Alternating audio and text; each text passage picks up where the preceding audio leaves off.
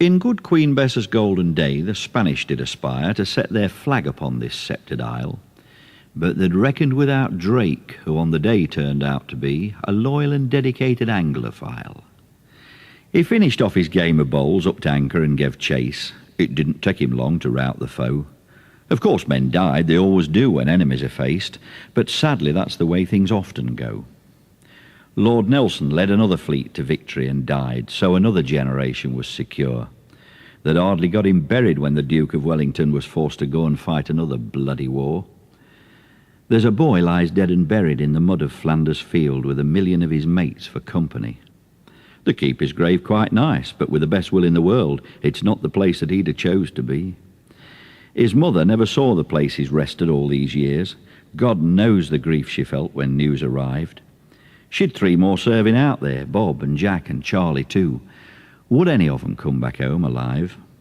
29 years later, a machine gun rattled forth and tore the life from Henry Edward Ames. He left a pretty missus and a brood of 4 young kids, and a war memorial that bears his names. 1,000 years of this we've had with men going off to war to keep successive enemies at bay. There's corners of some foreign field in scores and scores of lands where British bones lie buried in the clay.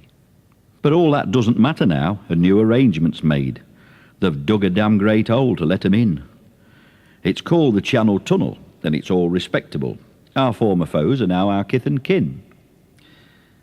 But when the day of reckoning arrives, and come it must, and the politicians meet the men who died, how will this treason be explained to soldiers turned to dust?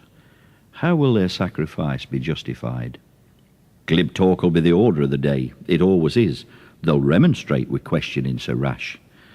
But you can bet your soldiers' boots they'll not let on the truth, that it's all to do with making lots of cash.